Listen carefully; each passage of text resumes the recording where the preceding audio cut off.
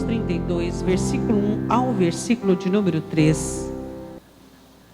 Davi começa falando sobre a felicidade. Ele diz: bem-aventurado aquele cuja transgressão é perdoada. Aquele que o pecado foi perdoado, esse consegue ser feliz. E cujo pecado é coberto. Bem-aventurado, ele repete novamente a palavra do feliz, da felicidade.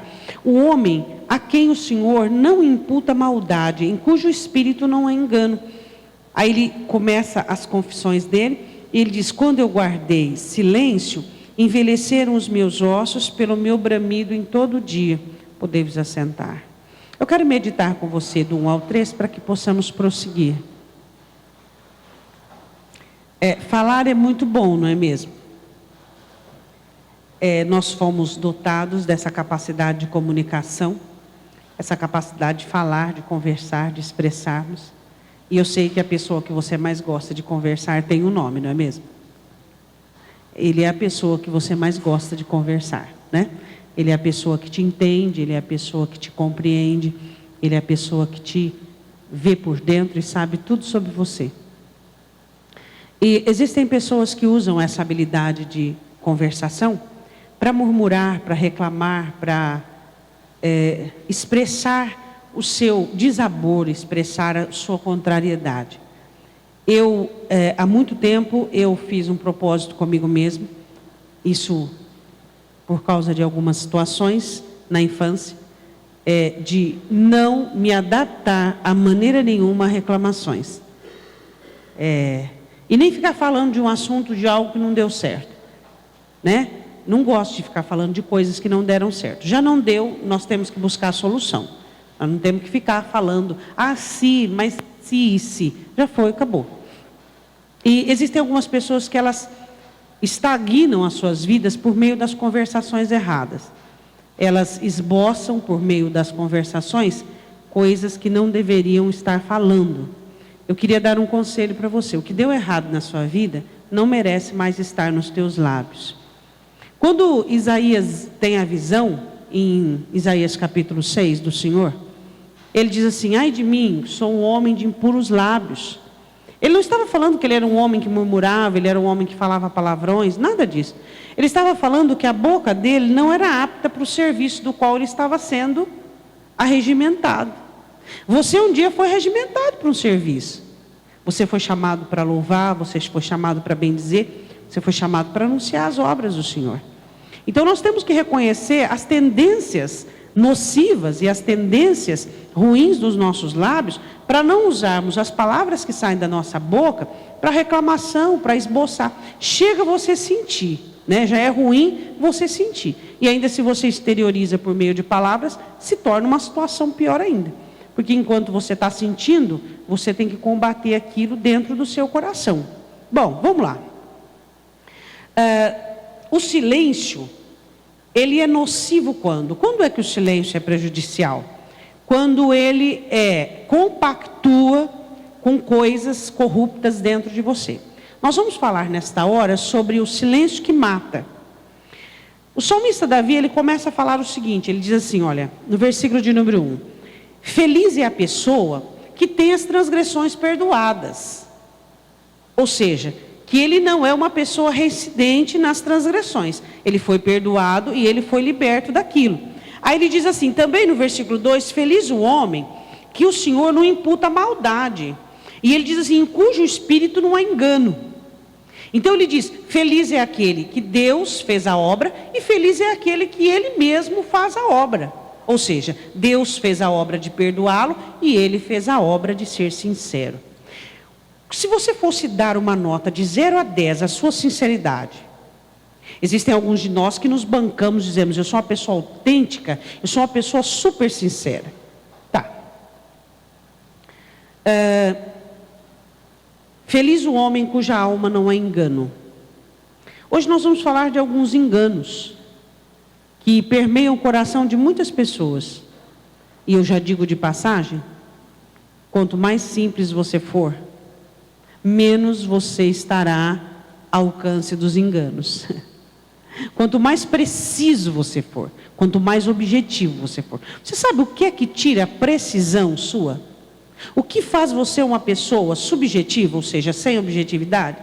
As suas complicações, suas dúvidas, seus questionamentos. Quanto mais objetivo você for, quanto mais firme você for, quanto mais constante você for, mais sincero você será. Quanto mais complexo, mais complicado, quanto mais redundante nas situações, mais você será uma pessoa problemática. Então, o que nós precisamos é alcançar na vida objetividade. Você tem que ser uma pessoa objetiva. Você tem que ser uma pessoa que traça uma meta e vai em cima daquilo. Você não pode ser alguém que é variante, oscilante e inconstante. Você tem que ter objetivos e não se doar à subjetividade. Mas e se? Mas e se eu? Mas e se o outro? O que o outro está pensando? O que o outro está fazendo? E assim por diante. Bom, Davi ressalva aqui, ele diz assim, olha, eu tive uma época na minha vida que eu optei em guardar silêncio. E quando eu fiz isso, olha o que ele disse no versículo de número 3. Quando eu guardei em silêncio, os meus ossos envelheceram pelo meu bramido todo dia. Ele diz, eu não tinha força, eu enfraqueci. Eu fiquei muito fraco. Por quê? Por causa do silêncio que não trazia confissão. O silêncio que mata, que destrói a força, que destrói a condição e a possibilidade de continuar. Ele diz, quando eu guardei silêncio, e eu não confessei meu pecado, e eu não coloquei meu engano para fora, e eu não me coloquei diante de Deus para resolver minhas situações, minha questão, eu quase morri, eu quase fui destruído. Eu quero falar sobre o silêncio que mata. Eu quero começar sobre o silêncio de Ana. Eu quero falar sobre as pessoas que não são contentes com a vida que têm. Ana começa a desenvolver um descontentamento muito crônico sobre a vida que tinha. Ela não era contente, ela tinha o amor do marido, ela tinha as partes principais das ofertas e sacrifícios, só que ela não tinha um filho. E o que ela não tinha começa a predominar sobre sua vida. Eu quero dizer uma coisa para você. Existem descontentamentos meus e seus que são naturais. E até alguns deles são favoráveis e são bons. Quando o contentamento, ele nos arroja, ele nos leva, ele nos conduz a mudanças. Quando o descontentamento, ele te leva à mudança, ele é um descontentamento com contentamento. Agora, quando o descontentamento que você sente vem com reclamações, com murmuração, e você vai enterrando os seus sonhos, e você vai permitindo que esse descontentamento, ele acumule coisas negativas na sua vida espiritual, você vai começando a ficar uma pessoa amarga. Você vai desenvolvendo amargura.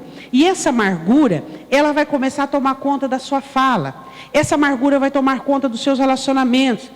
E essa amargura vai tomar conta do principal relacionamento da sua vida, que é o seu relacionamento com Deus.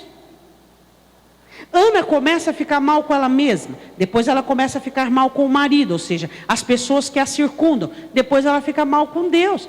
Quando Eucana diz a ela, o seu coração está mal. Por quê? Porque Ana tinha muitas coisas na vida, só que ela tinha um descontentamento com algo que ela não tinha, e esse descontentamento enterrou ela numa nulidade e fez com que ela deixasse a sua vida espiritual ser contaminada por aquilo. Existem coisas que você não tem, só que existem muitas coisas que você possui. Só que infelizmente Satanás tenta atrair você e chamar sua atenção e fixar os seus olhos apenas naquilo que você não tem. E quando você começa a ser capturado, a sua visão naquilo que você não tem, você foi enlaçado. Lembra quando Davi dizia assim, que o inimigo arma laços? Então, quando os seus olhos, sua visão é capturada naquilo que você não tem, e você não tem mais alegria para celebrar a Deus, e você não tem mais festa no seu coração, e você não tem mais regozijo, porque às vezes você não tem saúde, não é mesmo? Mas mesmo na saúde você dá um belo sorriso, e você olha para ele e diz assim, mas eu te tenho, isso já é suficiente. Às vezes você não tem recursos, às vezes você não tem E você sabe que coisas passam, as faltas passam. O que não pode faltar, disse Davi no Salmo 23, é Ele. Ele não pode faltar. Se Ele está presente, tem que ter contentamento. Se Ele está presente, tem que ter alegria. Eu quero que você vá comigo em 1 Samuel capítulo 1. Vá lá comigo. 1 Samuel capítulo 1. Nós olhamos aqui e vemos uma pessoa que estava engodada, enlaçada e em uma armadilha emocional. Ana havia feito silêncio sobre sua dor. Você sabe como é que procedeu a cura da Ana, não é mesmo? Quando ela conseguiu falar? Não. Ela mal conseguia falar. Claro que sim depois. Mas no princípio, o que ela fez? Chorou, esboçou sua dor, seu pranto, seu sofrimento. E ela foi livre e alcançou a sua petição. Por quê? Porque Ana estava vivendo um silêncio que estava matando ela, estava matando a si mesma, estava matando o seu relacionamento conjugal e estava matando a sua vida espiritual. Por quê? Porque ela não conseguia falar, ela não conseguia expressar que ela estava indignada. Onde já se viu Penina ter esse bando de filhos e eu não ter filhos? Deus, o Senhor é injusto comigo. Deus, onde já se viu? O que foi? O que eu fiz? Era isso que ela sentia, só que o temor que ela sentia não permitia que ela esboçava o que ela pensava. O silêncio mata. Você tem que falar para Deus o que existe dentro de você e não fingir que está tudo bem. Claro que o temor deve sempre ser o tempero das suas palavras diante de Deus. Mas você deve falar no que você está descontente. Às vezes você, por ser uma pessoa arrojada, você vai onde está o seu problema e você quer confrontar com o seu problema sem falar com Deus. Não vai funcionar porque não tem o óleo. Então você tem que falar com Deus o que é que você está descontente, no que é que a sua vida não está boa, e falar com Ele, expressar, esboçar e dizer para Ele, em forma da oração. E dizer: Senhor, a minha vida não está bem. Senhor, eu ando muito triste. Senhor, isso me faz falta, eu não deveria, mas faz. Senhor, o Senhor não é suficiente. Você tem coragem de dizer isso? Ai, pastor, mas se é a verdade. Aqueles dos quais o Senhor é suficiente, eles dizem: Senhor, Tu és suficiente. E essas faltas, para mim, são irrelevantes. Agora, quando o Senhor não é suficiente para você, você tem que falar para Ele. Você tem que falar: Jesus, eu te tenho, mas eu confesso que o Senhor não é suficiente para me dar alegria, para me preencher, para me deixar uma pessoa plena. Eu sou uma pessoa frustrada, eu sou uma pessoa vazia. Eu sou um crente, Deus, que eu vou na sua casa, eu trabalho, eu te sirvo, mas eu sou uma pessoa frustrada. Eu sou aquele servo que trabalha porque sabe que tem que trabalhar, serve porque tem que servir, ama porque tem que amar, mas eu não sou feliz. Eu não sou feliz. Você tem que dizer isso aí para Ele. Por quê? Porque você não expressa com a sua boca, mas o seu coração está falando diariamente. E qual é o prejuízo? O prejuízo é que o silêncio que você faz, ele vai gangrenando dentro da sua alma e destruindo tudo aquilo que o Espírito Santo tem tentado realizar. Então o silêncio que existe dentro de você, o seu inconformismo, a sua falta de expressão, o seu faz de conta, cai por terra quando você é desmascarado. E quando é que você é desmascarado? Ana foi desmascarada. Quando Eucana disse para ela: você mudou, você não é a mesma pessoa. Você mudou. Você não é mais aquela pessoa. Você é uma pessoa que está difícil conviver com você. Aí ela acordou. Existem pessoas que acordam, têm um sono mais leve, agora tem umas que têm um sono muito pesado, né? Ela estava estragando a própria vida, estragando o seu casamento, estragando a sua vida espiritual, e ela não tinha acordado. Quando é que você vai acordar do sono da corrupção? Eu escrevi assim, convicções geradas pela corrupção. Existem pessoas que são convictas, certezas delas foram geradas por corrupção. Ana tinha convicção: não, eu tenho que ser amarga mesmo, porque eu não tenho filho. Eu tenho que ser azeda, eu tenho que ser uma pessoa intragável, eu tenho que ser uma pessoa que eu tenho que ser descontente mesmo, porque eu não tenho filho. Ela tinha uma convicção, tanto tinha essa convicção que ela fez da sua convicção parte da sua personalidade. A personalidade de Ana estava mudando por conta de uma convicção gerada por um pensamento corrupto. Por quê? Porque a nossa alternativa que conhecemos Jesus não é a corrupção. A nossa alternativa é a oração, é a petição, é a humildade, é o quebrantamento, não o ensoberbecimento. Dizer eu não tenho, eu não posso, então eu vou me rebelar. Ana estava em rebelião, só que uma rebelião silenciosa. Existem pessoas que acham que a rebelião é apenas a manifestação de um motim.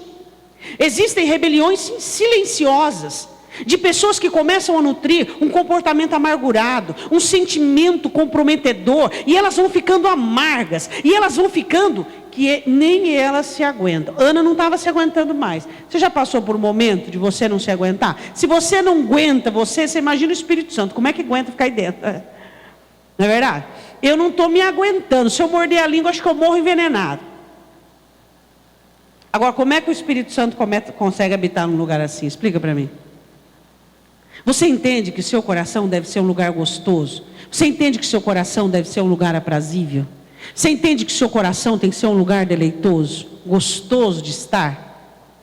Paulo diz assim: bem-aventurado aquele que se aprova. Feliz aquele que está bem consigo mesmo. Feliz aquele que está tudo bem dentro de si. Então, se você começa a silenciar sua dor, seu descontentamento, as pessoas que estão ao seu redor, vai ficar inviável, impossível conviver com você. Você vai ficar azedo, você vai ficar reclamando, você vai começar a nutrir inveja, ressentimento. A vida espiritual de Ana não estava mais boa, bem, e ela não estava mais contente. Eucana dava parte maior dos sacrifícios para ela, mas isso não lhe agradava. Por quê? Porque ela havia tido uma negativa da parte de Deus. Você só sabe receber o sim de Deus? Às vezes nós só sabemos receber o sim de Deus, né? Senhor, tudo tem que dar certo, tem que estar redondinho. Mas se der errado, o que você vai fazer?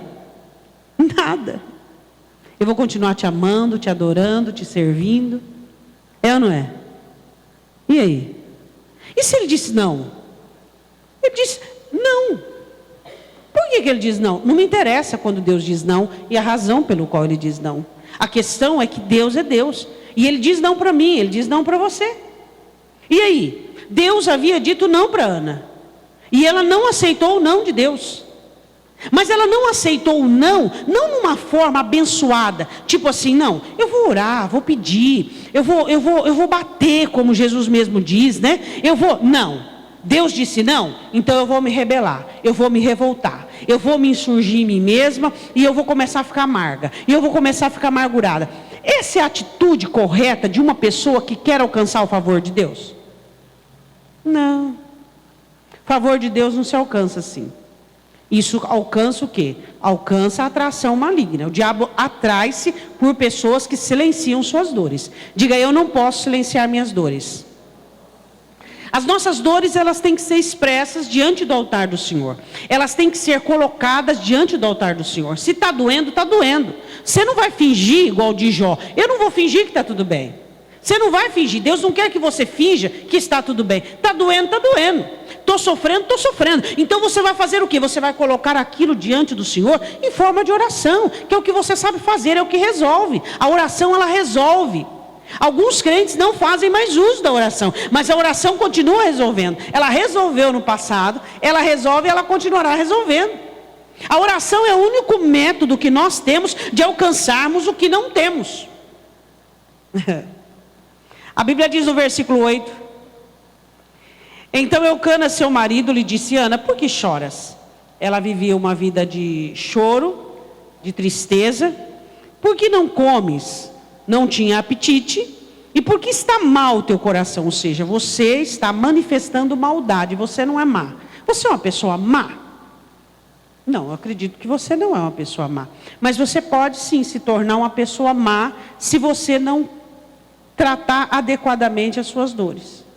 Se você continuar silenciando o que está te fazendo mal, o que você se rebelou e contra o quê? Aí ele diz assim: não te sou eu melhor do que 10 filhos? Ele tentou abrir os olhos dela. Ele diz: Ana, eu sou tão bom para você, você tem tanta coisa boa vinda de mim. E por quê? Para mim não faz falta, Ana.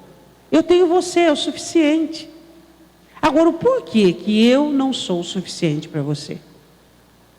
Eu quero fazer dessa pergunta de Eucana, essa última parte, como se o Senhor Jesus estivesse fazendo essa pergunta para você. O que o Senhor Jesus diria para você nesta noite? Eu não te sou melhor do que? O que? Quais são as dores? O que na sua vida não está bem? E você tem enaltecido, maximizado isso de tal maneira que você tem se tornado uma pessoa dolorida, amarga, sensibilizada, à mercê de ataques malignos, tudo por conta disso. Jesus não te é melhor? Ele não é te melhor do que filhos, ele não te é melhor do que marido, ele não é te melhor do que? Ele é te melhor que tudo, não é verdade? Jesus não é melhor? A comunhão com Ele, a graça dEle, o prazer de estar com Ele, o deleite de estar com Ele e tudo aquilo que Ele oferece para a alma, nada poderia. Aí o que você faz? Você se preenche de Jesus, se fortalece do Senhor e ganha força para pleitear a porta dEle aquilo que te falta. O Senhor não está dizendo que você não deve pleitear, que você não deve orar, que você não deve buscar, mas Ele diz assim: enquanto eu não faço o que você quer, viva como eu quero, viva da maneira. Qual é a maneira que Deus quer que você viva? Uma maneira agradável. Deus quer ver você feliz. Pastora, como é que eu vou ser feliz nesse mundo? Alguém poderia dizer para você: é possível ser feliz neste mundo? Claro que é. Desde que o mundo saiu do seu coração, é possível. Desde que sua alma se tornar um lar do Senhor Jesus, é possível ser feliz neste mundo. Bom, você viu Ana cobrindo dores e não falando, só que Ana foi curada. Versículo 10. Ela, pois, com amargura de alma, orou ao Senhor e chorou. Agora sim, chorou abundantemente.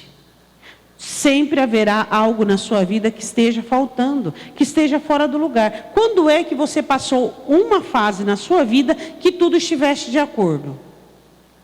Agora, qual é o problema?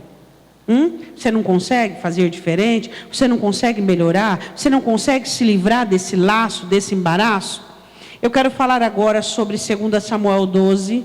Você sabe de quem eu falo? De uma pessoa muito especial para todos nós. Mas uma pessoa que o silêncio dele foi pelo engano. Davi. 2 Samuel capítulo 12. Davi era um homem segundo o coração de Deus. Um homem que Deus amava. Só que um homem que foi engodado por um prazer. Prazeres encantam as pessoas. Prazeres enlaçam as pessoas. Ana foi silenciada pela dor, Davi foi silenciada por um prazer. Ele comete adultério com Batseba, mata o marido de Batseba e ela engravida. E ele a toma como esposa.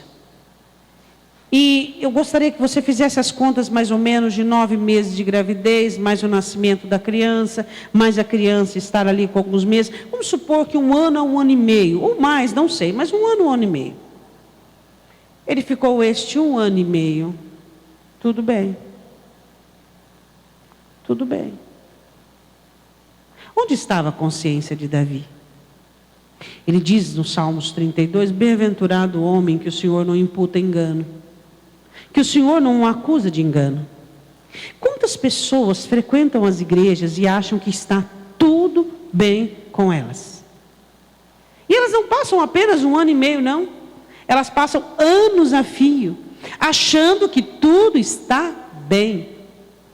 E lá dentro da alma delas, existem pecados, existem transgressões.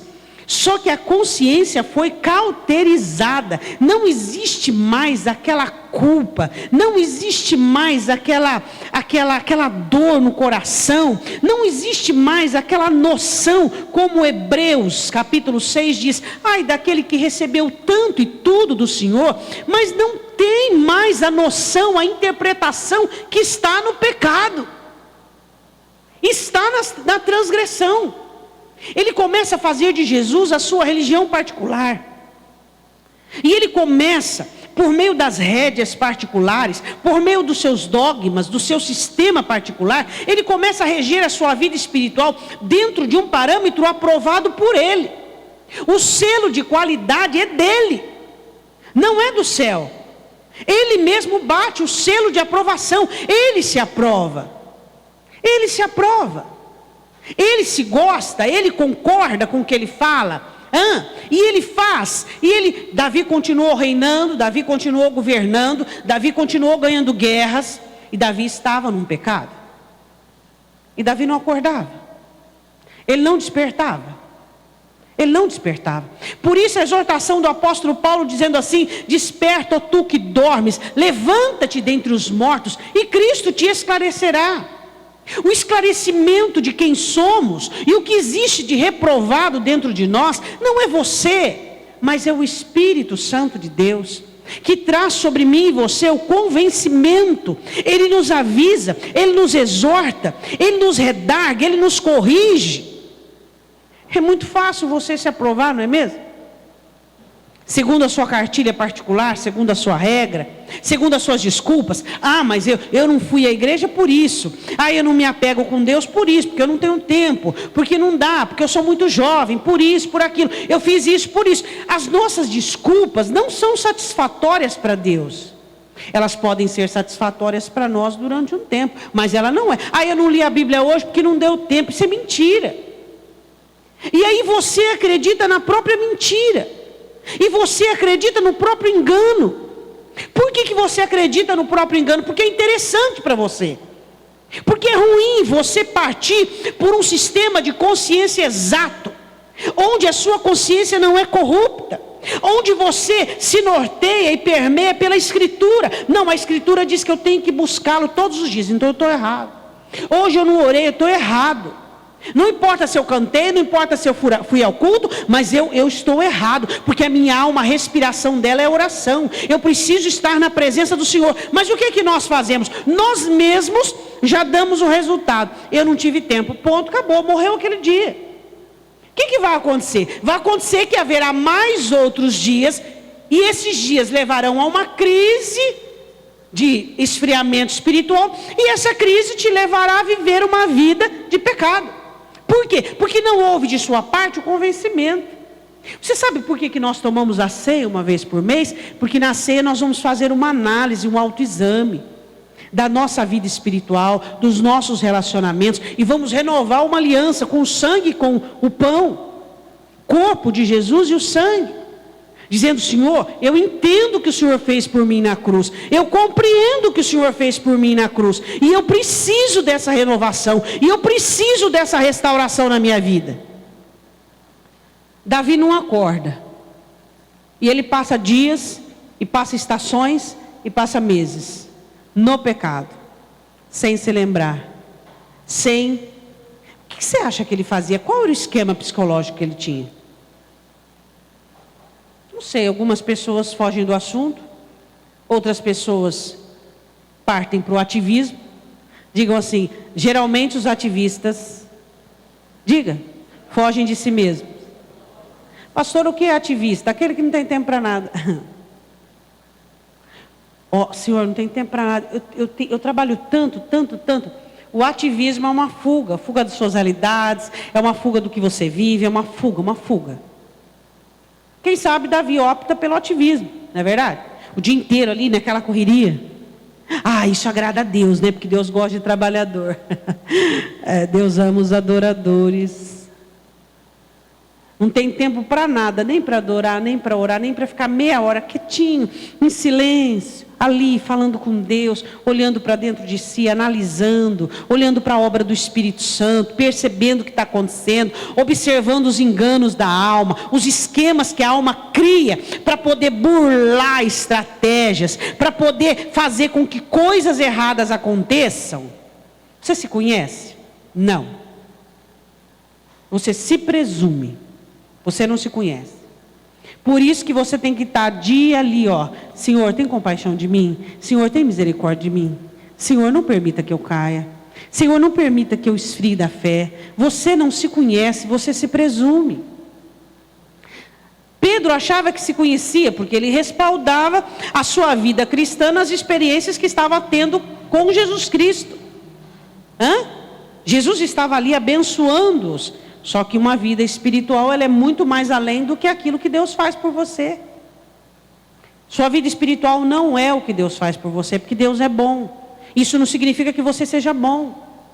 Deus, ele é misericordioso, Deus é favorável, Deus é Deus de favores. Isso não significa. E Pedro pautava a sua vida cristã naquilo que Cristo era. Cristo é maravilhoso, e Ele sempre vai ser maravilhoso. Mas sua vida espiritual não necessariamente é aquilo que Cristo faz por você. Só que Pedro pautou naquilo. Pedro não se conhecia. Não, ele nem sequer se presumia. Agora Davi, em 2 Samuel 12, é despertado pelo profeta. E ele consegue entender que passou mais de um ano no pecado. Quanto tempo você está no pecado? E você não entendeu que você está em transgressão? Obstinado atrás de uma coisa, envolvido profundamente em algo, carente de algo. Nasce o menino, até agora tudo bem. A Bíblia diz assim em 2 Samuel capítulo 12, versículo 13: Então disse Davi a Natã: Pequei contra o Senhor. E disse Natã a Davi: Também o Senhor perdoou o teu pecado, não morrerás. Deus te perdoou, Davi. Você não vai morrer, só que a criança vai, a consequência vem.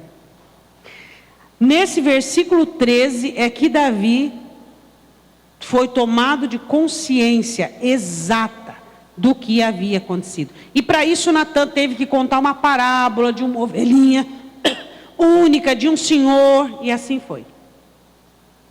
E na hora, com o senso de justiça dele, quem foi este homem que pegou a única cordeira? Você, Davi. A única cordeira. Você quem pegou. Foi você quem fez isso. Eu fiz isso. Você quer descobrir no dia do juízo e dizer assim: eu vivi assim, eu fiz isso?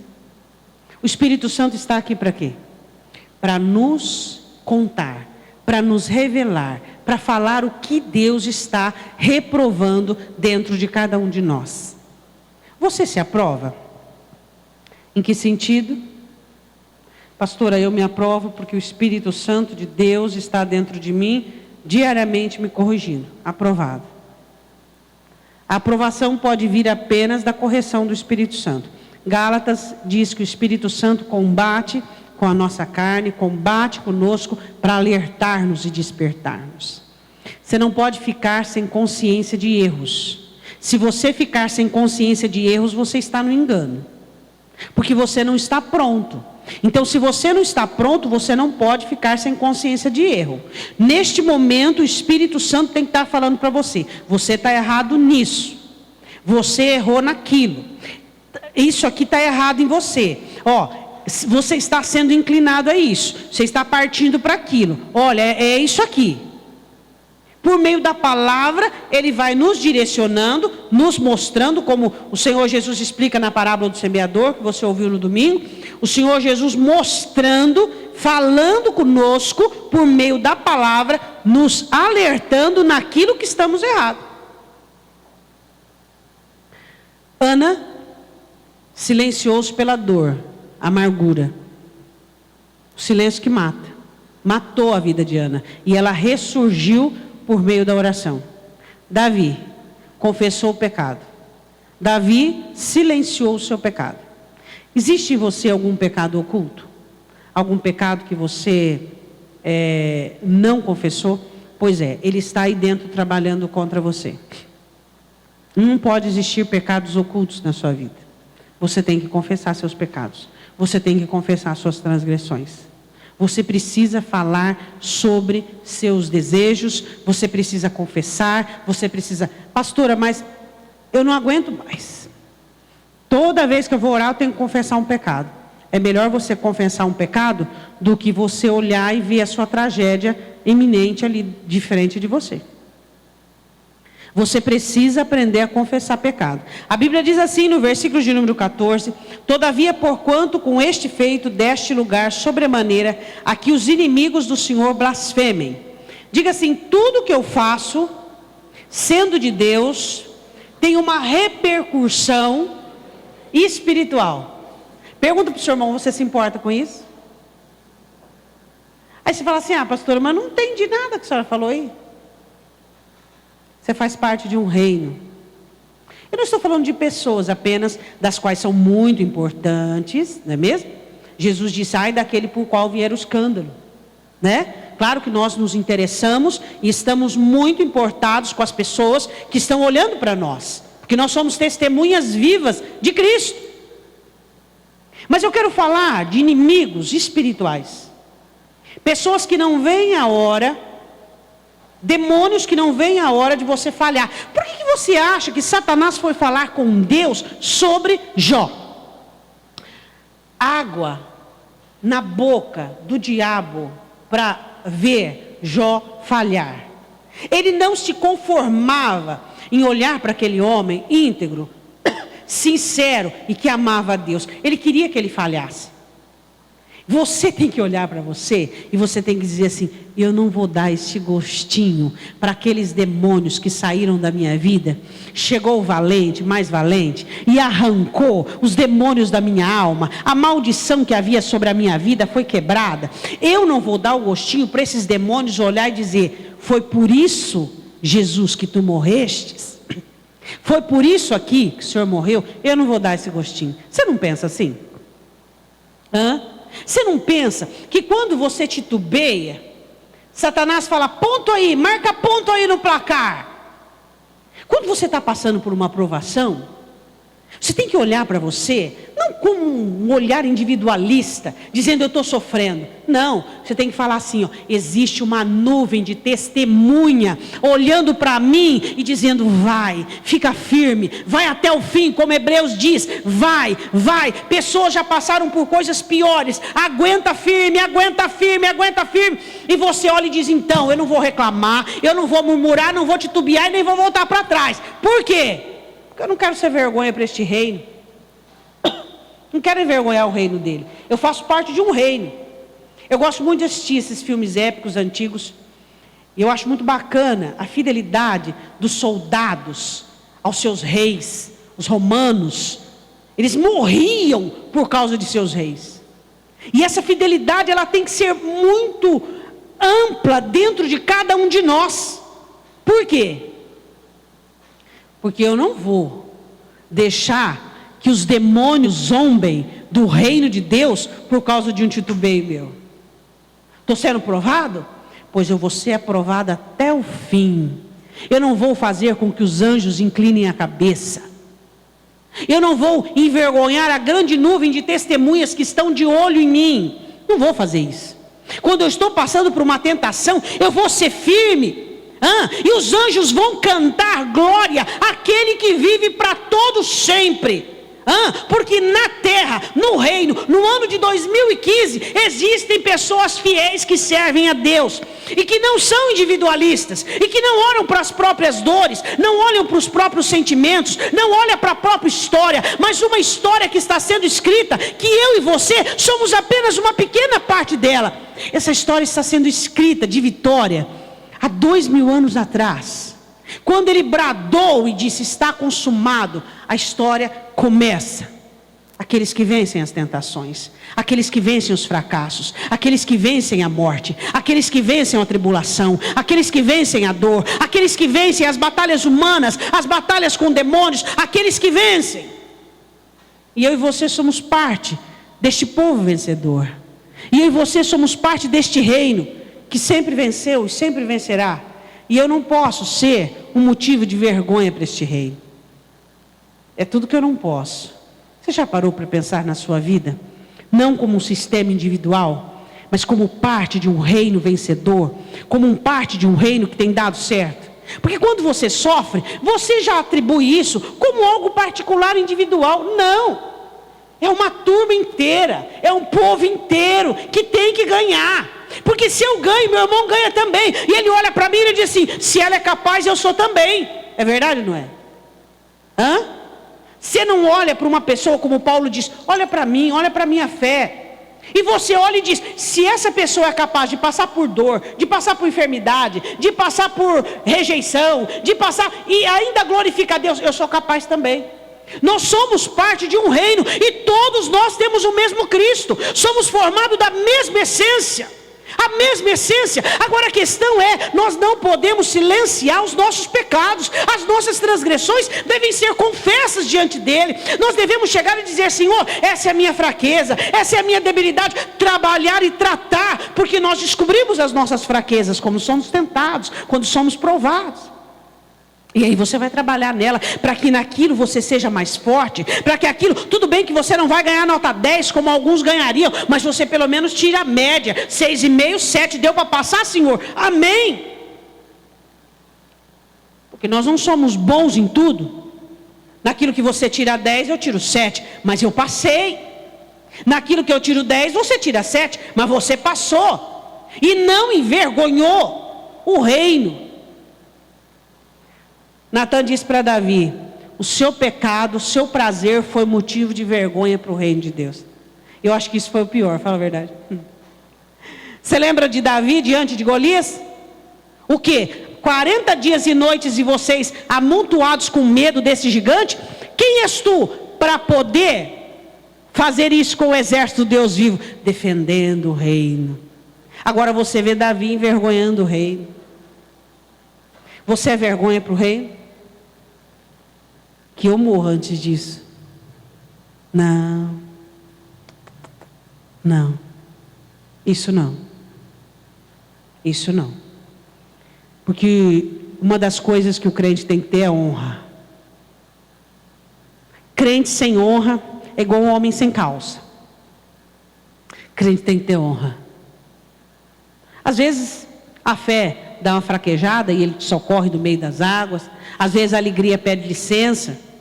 Agora, crente tem que ter honra.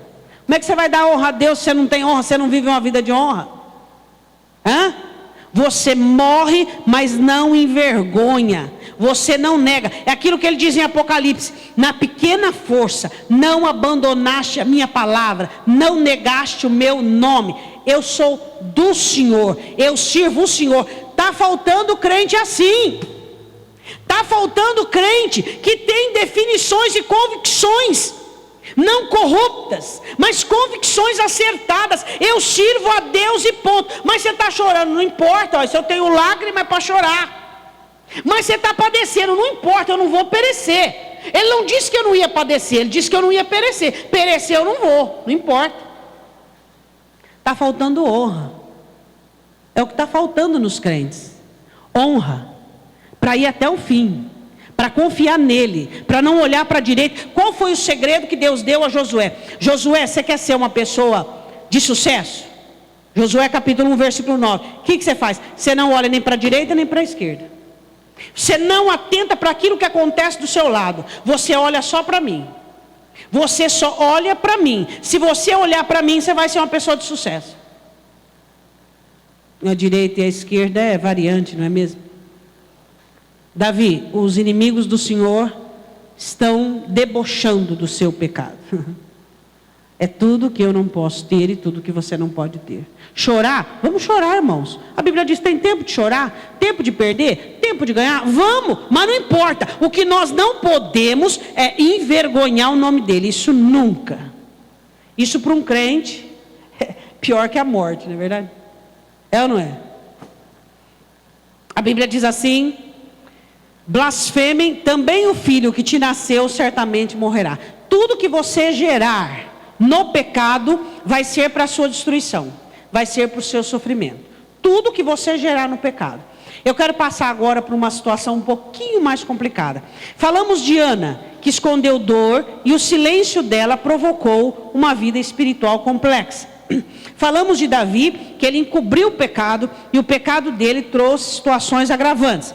Agora eu quero falar de pessoas que não se perdoam, de pessoas que não conseguem encontrar-se, de pessoas que não sabem quem são, de pessoas que silenciam a sua identidade, não sabem quem são e elas são subjugadas aos outros para sempre. São salvas? Foi. Esse foi salvo. Só que viveu uma vida de dificuldade. Você conseguiu perdoar o que fizeram com você? Qual é o último nível? Eu quero que você entenda isso aí. O último nível de perdão. O último nível de perdão é quando você desfaz. Diga isso para o seu irmão. Se você perdoou, não tem mágoa, não tem ressentimento, mas você não desfez, você não tem perdão completo. O último nível do perdão é quando eu desfaço o que fizeram comigo. Eu consegui assumir o controle da atividade da minha identidade. Eu desfiz o que fizeram comigo. O que fizeram comigo foi gerar uma pessoa tímida. O que fizeram comigo foi gerar uma pessoa insegura. O que fizeram comigo, todas as coisas foi. Então o que eu faço? Último nível do perdão. Eu desfaço o que fizeram comigo. Eu faço com que tudo se torne antônimo, contrário. Esse é o último nível do perdão. Quando você consegue desfazer as atrocidades do que fizeram com você, você diz: eu perdoei, eu esqueci o meu passado e eu parti para outra. Do contrário, você ainda está no seu passado. Você só consegue livrar-se do seu passado quando você desfez. Tá, o comportamento paterno, materno te deu uma identidade complicada. As coisas que aconteceram complicou sua identidade. Você é uma pessoa com muitos problemas. Você tem que desfazer isso tudo. Quando você desfez, você pode dizer: agora eu estou livre do passado. Do contrário, não. O que acontece com Jacó? Jacó nunca conseguiu desfazer o que fizeram com ele. Pastora, mas a senhora podia ter pegado um exemplo assim, vitorioso. Vai fazer o quê? Veio esse aí, o Espírito Santo mandou falar dele, né? Nunca conseguiu desfazer. Aquele moço tímido, aquele moço que não tinha posição, aquele moço que não tinha aquela garra, ele nunca conseguiu, não conseguiu mudar. Mesmo depois que o encontro em Peniel, mesmo depois. Você pode ver depois do encontro de Peniel, quando o Senhor manda ele voltar para Betel, o povo dele ainda tinha ídolos no meio do povo. Ele nunca conseguiu uma identidade. Nunca. Ele nunca conseguiu dizer: espera aí um pouquinho, Deus me escolheu, Deus me ama, eu preciso dar um pontapé nesse passado e eu preciso assumir uma nova vida. Eu não posso aceitar sentenças. Os filhos, a filha estuprada, os filhos enganando, e assim foi. E no final da vida, que eu já preguei sobre isso, ele relata para Faraó, e ele disse: os meus dias foram poucos e maus. Por que os dias dele, ele relata a vida dele como poucos e maus? Porque ele não desfrutou de nada, ele não viveu nada, a vida dele não foi plena. Realmente ele teve uma vida ruim, não foi boa. Deus foi bom para ele, Deus foi maravilhoso. Deus perdoou, Deus aceitou, Deus prosperou, Deus deu filhos, Deus cumpriu a promessa de Abraão nele. Teve um filho maravilhoso chamado José, só que não era uma pessoa feliz. Por quê? Porque ele não conseguiu desfazer o que fizeram com ele. Quando a mãe dele manda ele enganar o pai, ele diz assim: mãe, eu não posso fazer isso, porque eu vou ser uma pessoa amaldiçoada. Ele sabia que não podia, mas fez. Quando você vai contra o que você sabe, você está se mutilando. Você não pode ir contra aquilo pelo qual você já recebeu.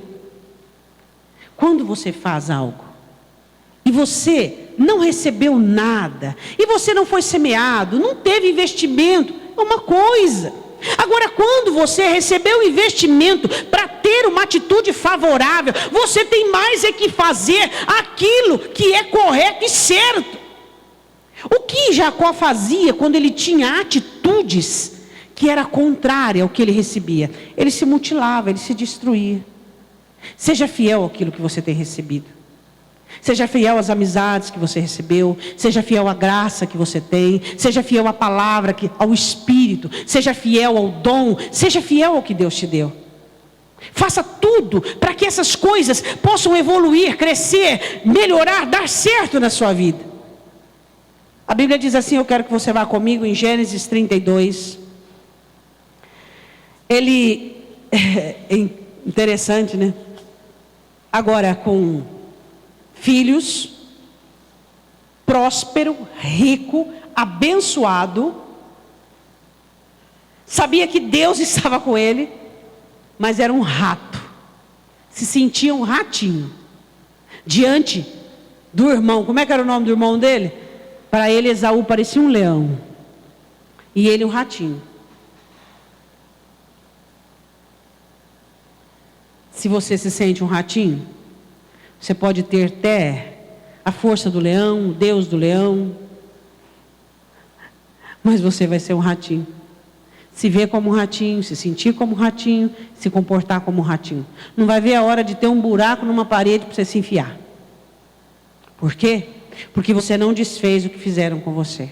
Você não conseguiu desfazer a identidade na somatória que você herdou, você não conseguiu desfazer aquilo. Então você vai ser um ratinho, tendo o Deus do leão, a força do leão, rugindo como leão, mas diante do seu passado, diante das adversidades, você vai ser um ratinho. Você é um ratinho? Se esconde. O irmão dele estava de encontro com ele, para poder abraçá-lo, para poder matar a saudade, e ele com medo. Por quê? Porque ele ainda era aquele Jacó, de muitos anos atrás, 20 anos atrás, que estava com medo do irmão. Era o mesmo Jacó, não tinha mudado. Não tinha mudado. Pastora, mas ele já tinha família, ele já tinha filhos, ele já era rico, ele já era próspero. Aqui não tinha mudado. Não é o que você tem de Deus. Deus não era maravilhoso com Jacó? Maravilhoso, perdoou, ele amou, deu promessa, cumpriu as promessas. Só que Jacó, era aquele rapazinho, aquele menino tímido, aquela pessoa medrosa, aquela pessoa que o passado ainda o assombrava. E quando o passado te assombra, você vai ser sujeito às pessoas. Você vai ser subserviente às pessoas. Você vai pagar para as pessoas te amar. Você vai fazer o que for preciso para que você seja querido, seja uma pessoa amada. E aí você vai se embananar todo e não vai conseguir o que você quer. E assim por diante. Jacó ainda era o irmão de Esaú. Aquele irmão que havia sido fugido e que ainda estava amargurado com aquilo. Se culpa pelos pecados que comete e se submete a própria vida ao próximo. Quando você não consegue desfazer o que os outros fizeram com você, você vai continuar sendo servo dos outros. As pessoas vão continuar fazendo com você o que fizeram no passado. Por quê, pastora? Não, dessa vez eu aprendi, hein? Eu não caio noutra. Mentira, vai cair igualzinho ou até pior. Você já ouviu isso? Não. Sim, pastor, ó. Estou escaldado dessa vez, mas cai direitinho. Por quê? Porque o diabo muda a capa do livro, mas lá dentro é a mesma coisa, a mesma história. Você vai cair de novo. Por quê? Porque você não desfez o problema. O problema não é do lado de fora, o problema é do lado de dentro. O porquê que aquela pessoa conseguiu fazer aquilo com você? Porque você tinha um amontoado dentro de você de coisas e não de essência. Então vai aparecer uma outra pessoa, uma capa linda, maravilhosa, de um oásis, de um jardim, de um paraíso, só que dentro é a mesma história. A única maneira de você se livrar da escravidão alheia é desfazendo o que os outros fizeram com você. Essa é a única maneira. Você tem que desmanchar, você tem que desfazer, você tem que se livrar e entender o porquê fizeram o que fizeram. Gênesis 32, versículo de número 6, diz assim: e o mensageiro voltou a Jacó e disseram: fomos a teu irmão Esaú, e também ele veio encontrar-se com 400 homens com ele. Então Jacó temeu muito, angustiou-se e repartiu o povo que com ele estava, e as ovelhas e as vacas e os camelos em 2 bandos. Se ele matar um livre, ninguém ia morrer aquele dia.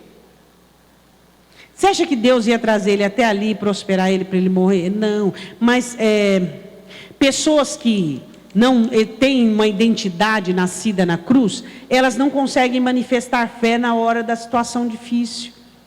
Elas não conseguem vencer tentação, provação, enxergar laço. Não conseguem. Por quê? Porque o silêncio delas, com respeito ao que os outros fizeram, vai fazer com que elas se tornem aptas para o engano. Ele estava com medo. Tá. Encontrou, vai encontrar com o irmão, mas eu quero falar com você, 32, versículo 27. Qual o teu nome? Jacó. Você é um bom lutador, Jacó. Você é um bom lutador? Um bom lutador. Lutastes com os homens e com Deus. Você acha que ser um bom lutador é suficiente? Você acha que ser segundo o coração de Deus para Davi foi suficiente? Você acha que ter sabedoria para Salomão foi suficiente? Você vai passar a vida inteira lutando? Não tem um momento na sua vida que você para de lutar com tanto fermento dentro de você, para de lutar com essa velha criatura, para de lutar com o que está do lado, para de lutar. Não tem um momento. O que o anjo diz para ele? Você é um bom lutador, só. Mas um bom lutador não significa ser um bom vencedor. Quando é que você é um vencedor? Quando você venceu você mesmo. Aí você é um bom vencedor. Mas tem gente que são bons lutadores.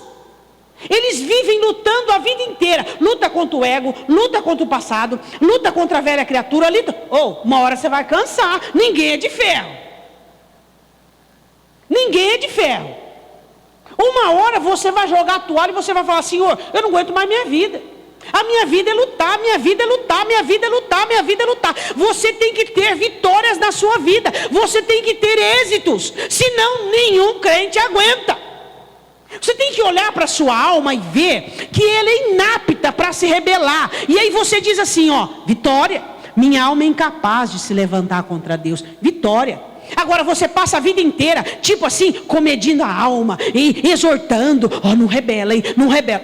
Você é cansativo, fala a verdade.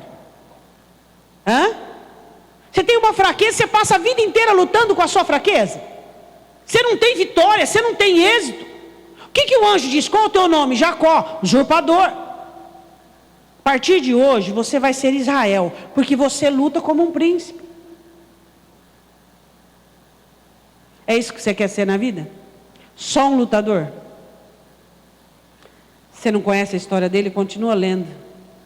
Continua engano, continua inércia, continua tudo. E aí? Só um lutador? Só? Nasceu para sofrer? Não vence. Não vence. Não existe um parâmetro que você diz assim: espera um pouquinho. Já passou 3 dias no quarto, fedeu, chega, acabou. Nada de sensacionalismo, nada de dramatização, porque o crente gosta de fazer um drama miserável. Chega, eu já aprendi que não dá certo por esse caminho, então eu vou me consertar. Ele guardava no coração, ele era assim com a mãe, né? Guardava uma saudade da mãe, um remorso de ter saído daquela maneira, um arrependimento, tudo isso aí acumulado dentro dele. Se você não consegue resolver as questões das pessoas, do seu passado, você vai ser subserviente às pessoas do seu presente.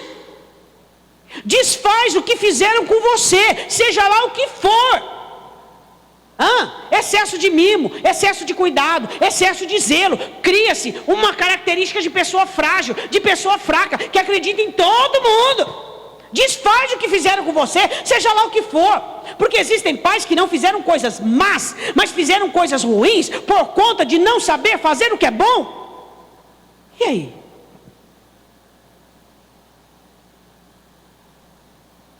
Qual o seu nome?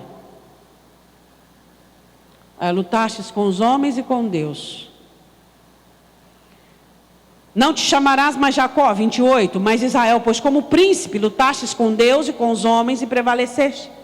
Segurou ali no anjo até ser ferido. Jacó lhe perguntou e disse: dá-me, peço-te a saber o teu nome. E disse: por que perguntas o meu nome? E abençoou ali. Nós estamos numa conversa de nome, ele disse: qual é o seu nome? Aí ele disse, chamou aquele lugar Peniel. Eu tenho visto a Deus face a face, e a minha alma foi salva. Salva do quê? Do medo, da angústia, do temor. Ele diz que a alma dele foi salva. Sua alma foi salva. Realmente Jacó foi salvo. Sua alma é salva, e sua vida é salva. Salva de ser subserviente ao próximo, salva de si mesmo, salva de fraquezas, salva de debilidade. Você quer ser só um lutador a vida inteira? Parabéns para você. Não sei se você aguenta muito. Davi morreu precocemente, aos 70 anos de idade, com frio que nada o aquecia. Que as suas lutas tenham um começo, um meio e um fim. Que nas suas lutas você seja um vencedor. E que você não encubra dores como Ana. Não encubra pecado como Davi. E não encubra miséria como Jacó. Jacó tinha uma alma em miséria. Só que encobria. Sabe? Muito trabalho, dia e noite. Uma alma que sofria de uma miséria terrível. De arrependimentos que o matava por dentro. As pessoas fizeram mal para Jacó. Mas Jacó fez mal para as pessoas. Mas fez por não saber fazer diferente. Não importa se você faz errado por não saber fazer, não ter forças. Você fez errado e a consciência vem. Tanto a consciência quanto a consequência. Agora, eu quero te fazer uma pergunta. Em qual desses três você se encaixa? Você é alguém que silencia suas dores, como Ana? Você é alguém que silencia o seu pecado, como Davi? Você é alguém que silencia as suas misérias, como fez Jacó? Lê a história de Jacó. Vê a família, vê a desordem, vê de tudo aquilo que aconteceu. Vê a confissão dele para Faraó no final. Ele diz, minha vida não foi boa, foram poucos e maus os meus dias. Vê. Um patriarca. Um homem de Deus. Mas que mesmo esse encontro com o Senhor não foi suficiente para mudá-lo. Quantos encontros você já teve com Deus? O que é que está faltando? Para mim, pastora. Você. Sua decisão. Livra-se do que fizeram com você. Desfaz. Eu perdoei, esqueci meu passado, mas você continua da mesma maneira, com pequenas melhoras do mal que fizeram com você, então você ainda não esqueceu, não está livre, não houve perdão. O último estágio do perdão é a força suficiente para você refazer, desfazer e fazer de novo, totalmente contrário, diferente, o que você viveu. Quantos de vocês ainda não estão com a mão a essa obra de desfazer? Ainda tem medo, ainda desconfia, ainda é recluso, ainda é antissocial porque foi traído, ainda é recluso porque foi magoado. Fatos mudam a sua personalidade? Mudam? Não. Características suas, que Deus... Pastora, minha característica é ser alegre. Deus me fez alegre. Não deixe que ninguém tire essa característica. Quem é que é suficientemente capaz de tirar o que Cristo fez por você? Foi uma característica que Ele te deu. Pastor, eu sou uma pessoa assim arrojada, segura. Não dê, vai ficar com medo porque você confiou a alguém alguma coisa e essa pessoa te traiu? Livra-se disso. Existem outras pessoas confiáveis na face da terra. Quando é que se fica decepcionado o suficiente para mudar a personalidade? Quando você entrega a alguém que não deveria entregar. Coração tem dono. Coração que tem dono você não dá para ninguém, é verdade ou não é? Seu coração tem dono. De quem que ele é? De Jesus, então não é de ninguém. Então ninguém vai te frustrar o suficiente a ponto de causar critérios ruins na sua personalidade. Você ama Jesus? Ama? E Ele te ama também. E Ele está dizendo para você nessa noite, rompa o silêncio das dores, do pecado e da miséria. E comece a ser feliz. E comece a viver uma vida plena. Porque na verdade, não interessa o que acontece comigo. O que acontece em mim é o que importa. É ou não é? Está escutando barulho assim, de trabalho? Ele está trabalhando dentro de você. É isso que importa. Pessoas passam, coisas passam, situações passam. Ele é para sempre. Eu quero que você se coloque de pé em nome de Jesus. Eu quero que você faça uma oração. Uma oração de gratidão. Eu quero que você agradeça a Deus por Ele existir na sua vida, por Ele ser quem Ele é para você. Porque não existe nada mais interessante, nada mais maravilhoso que a presença dEle dentro de nós. Eu quero que você diga: Espírito Santo, me ensine a romper o silêncio. Eu quero romper o silêncio das dores. Eu quero poder expressar as dores de minha alma. Eu quero poder me derramar como Ana. Rompa o silêncio das transgressões. Eu não quero ser alguém que esconda pecados. Eu não quero ser alguém que esconda transgressões. Eu quero ser alguém consciente dos pecados e das transgressões e alguém confesso. Davi disse assim no Salmos 32, que aquele que confessa o seu pecado, aquele que ora em tempo oportuno, esse é o tempo oportuno. Esse é o tempo que o Senhor te dá de confessar o seu pecado. Confessa o seu pecado. Confessa a sua transgressão. Diz para Ele.